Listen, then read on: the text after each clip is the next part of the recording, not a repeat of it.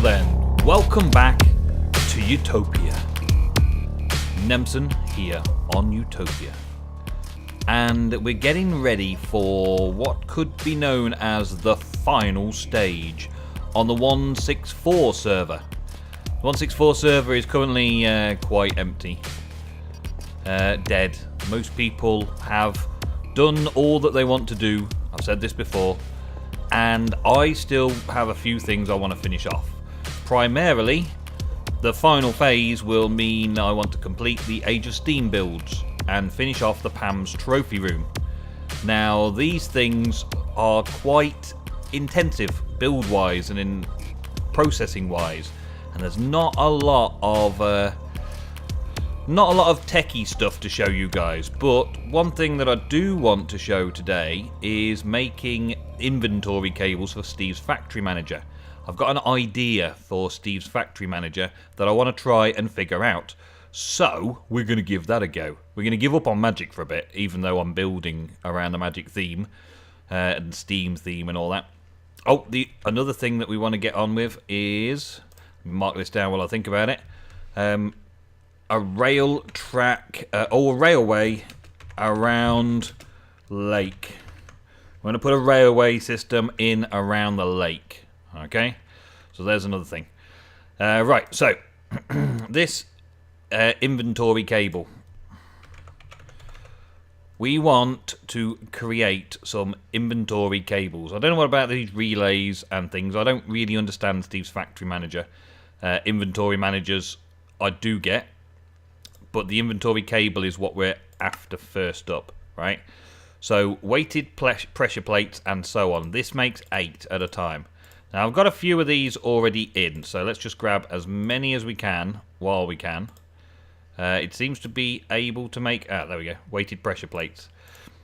Now, I want to set this up so that the weighted pressure plates are easy to make. So, let's go with plate. Weighted pressure plate. There we go. It's only a couple of iron. So I can make a few more stacks of those. Lob them in.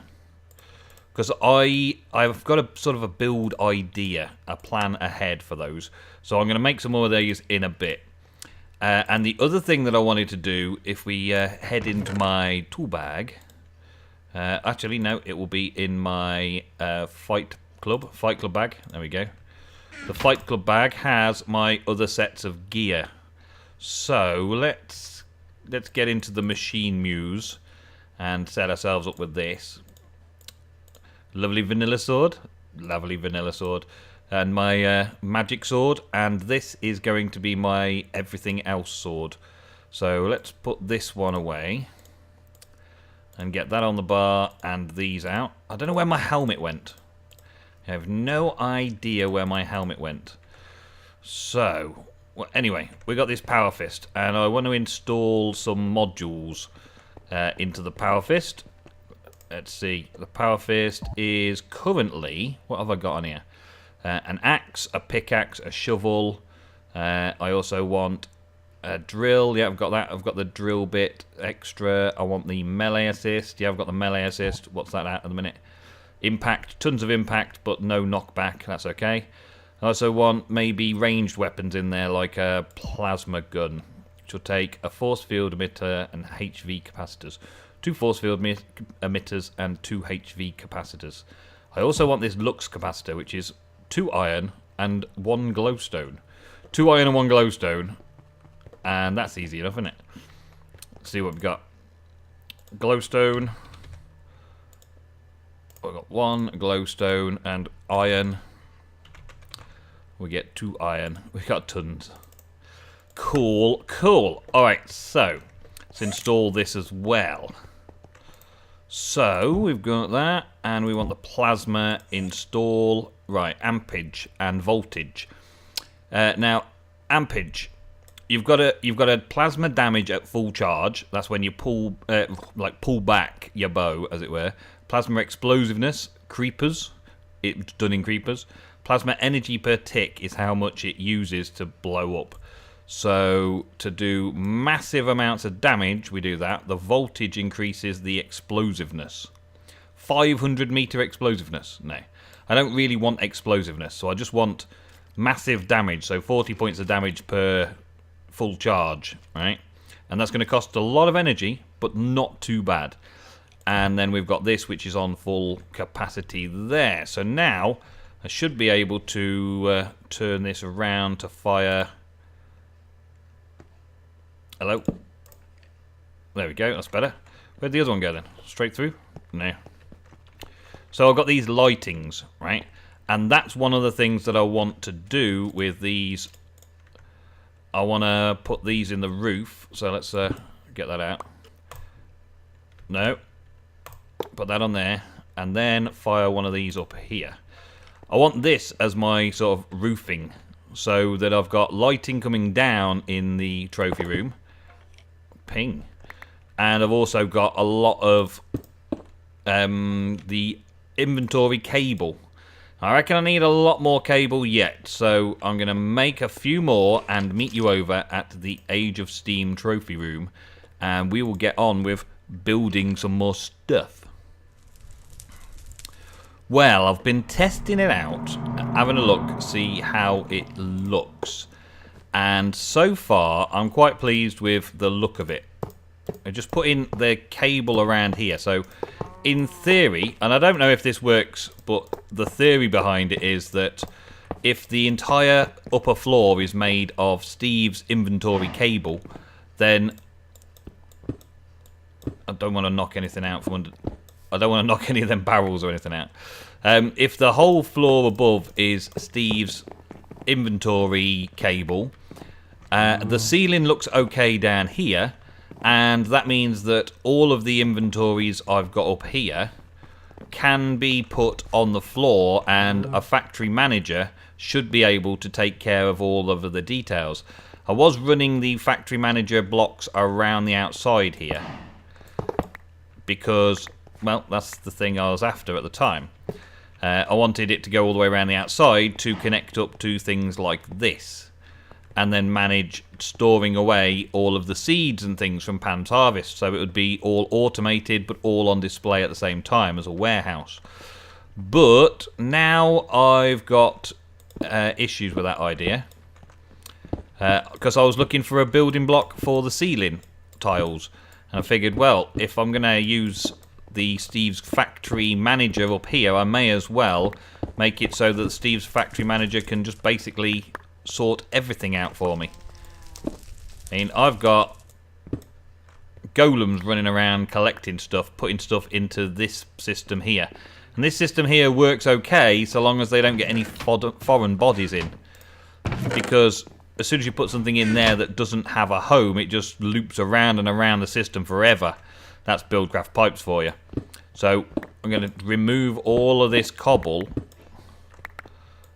put factory managed blocks down factory inventory blocks down everywhere, and then try and program the factory manager to know where everything is. And I believe that that's a feasible idea, even though it might be a little bit more than I ever am going to need.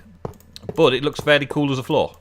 I remember using factorization barrels before, because factorization routers use all of the locations. Hey dude. Factory manager uses all of the locations of barrels and things that it's connected to, all the inventories it's connected to be able to do a thing. Well, Steve's factory manager can do a similar sort of thing without being exactly the same. So that's what I intend on having a go at. And that keeps happening to me. Dropping those things down.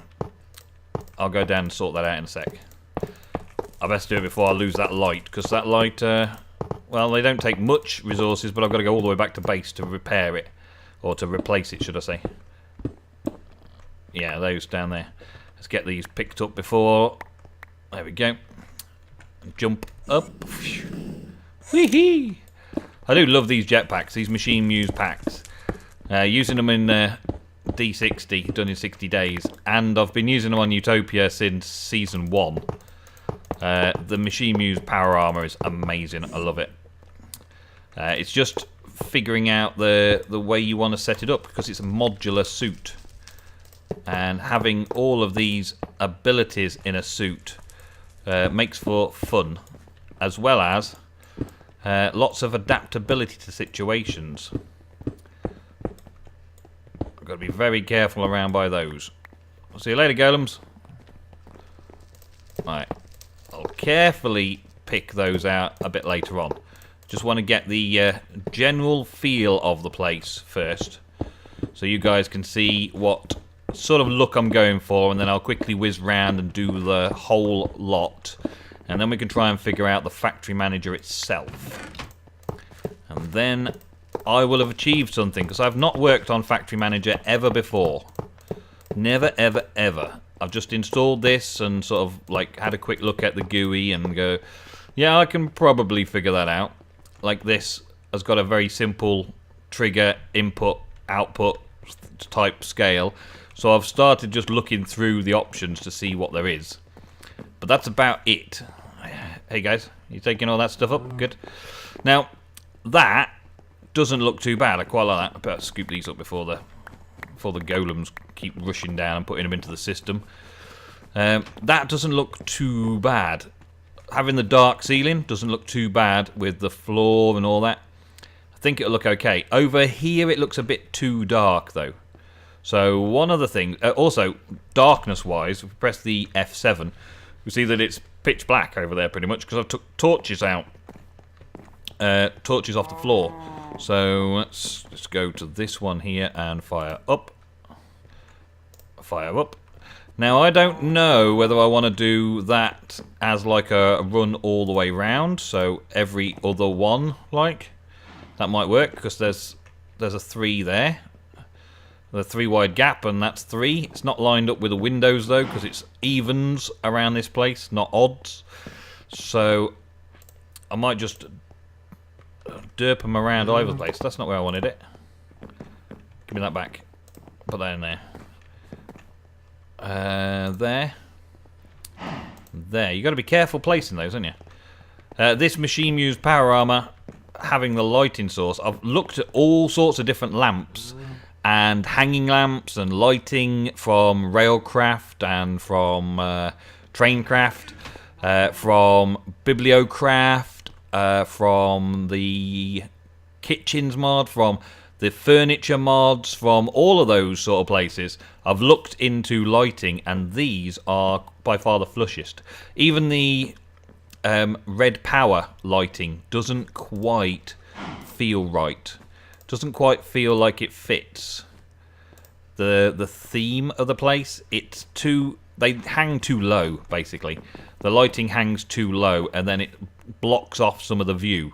Whereas these are very, very flush with the surroundings. Let's see, am I here? Yes, I am.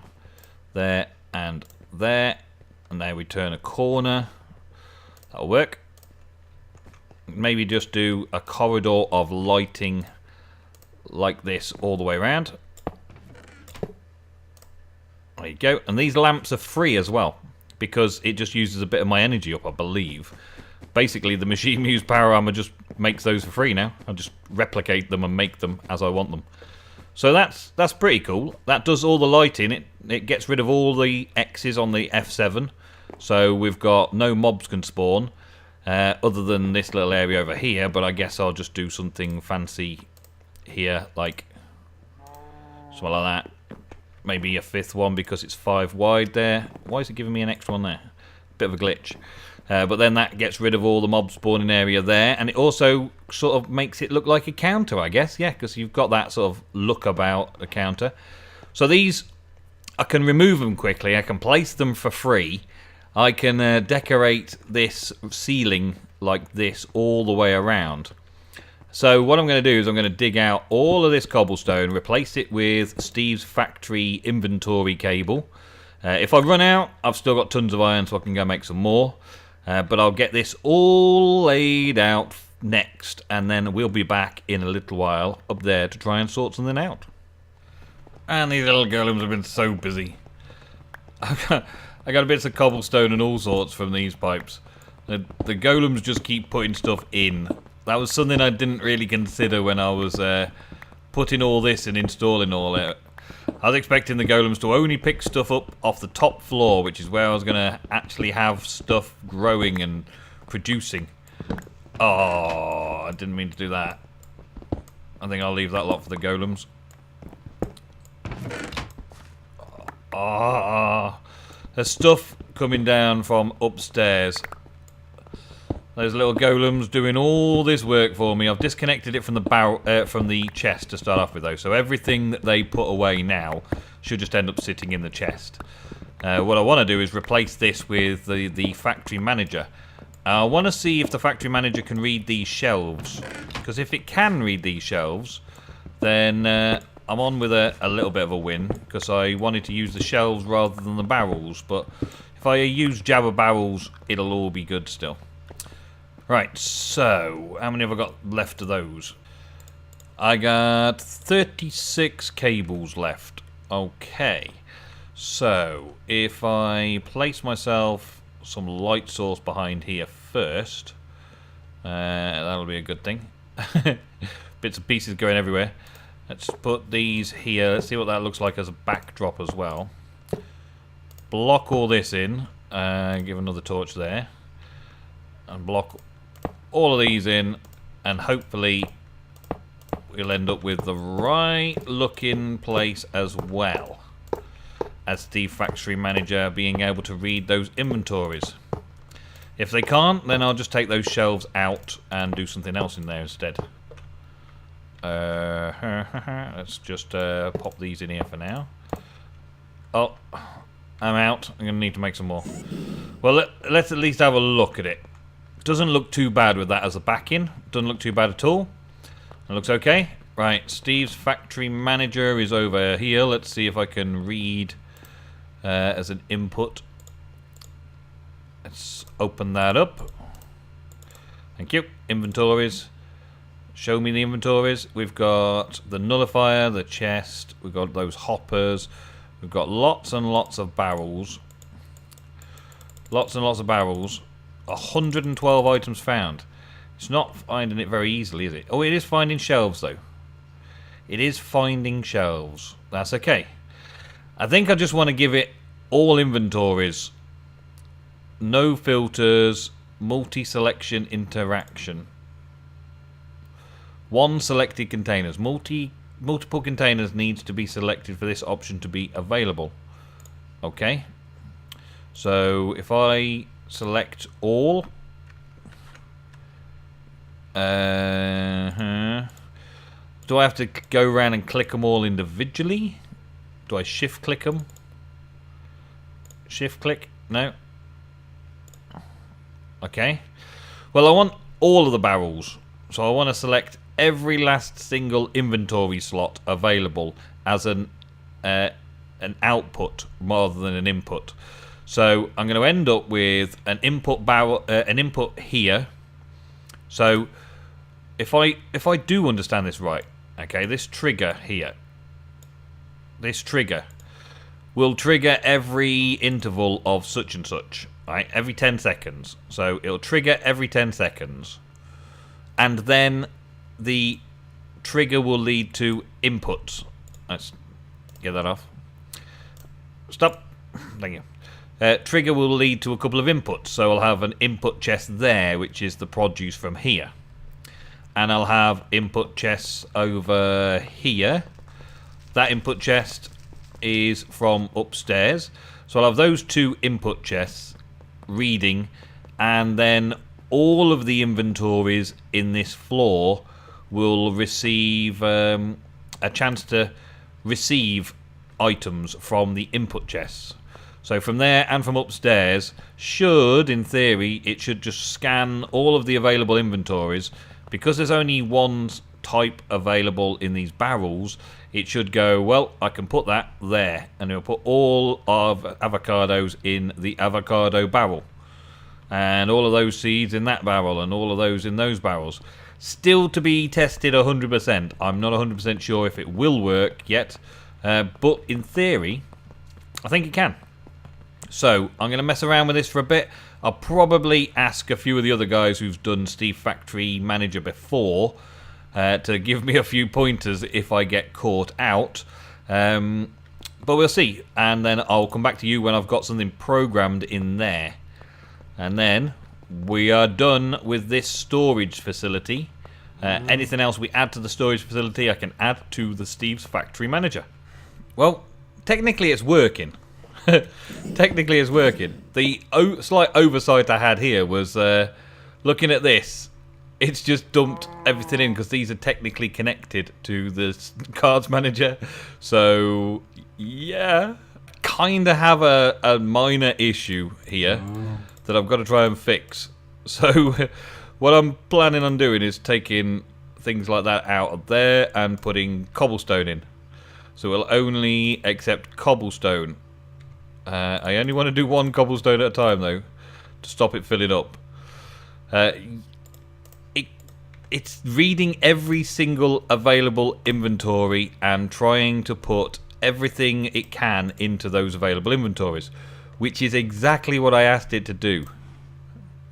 Right, exactly what I asked it to do. So I've got to figure it out like this to block those inventories so that it hasn't got anywhere available to put things. Oh, I guess I could do it this way, can I? That'd work. That'll do that. Yep, there we go. So now they can only put cobblestone in those, which means that I got all this stuff back. There must be something somewhere else as well. I believe there's something somewhere else. I don't know where, though. I'm looking around to see what else connected. Anyway, it's pretty much done.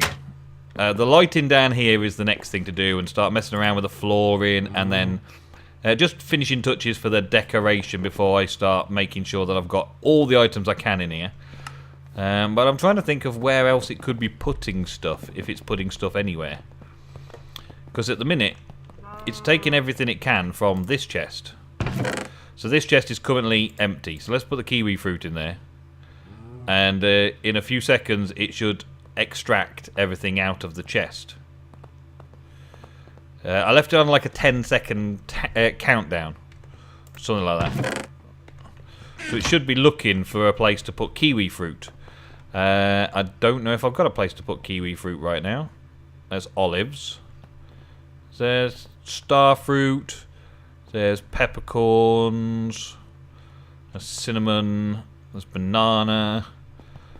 Should have a kiwi fruit, really, shouldn't I? I don't know where I got the kiwis from. Anyway, I'll check that. It might just not have a valid location for it. Right, so it keeps it in there. But as soon as I create a valid location, it will try and put something in there. Go for it. Bang! Do it. Do it now. Oh, you give me seeds. I didn't want seeds. I'll take them seeds back. Where are these cotton seeds even coming from? I must be picking them from around about the place. Okay. Oh, it did a pineapple seed. Okay, did a pineapple seed. Fine. Still not what I wanted, though. Pineapple seeds I must have somewhere. But anyway, it's doing stuff.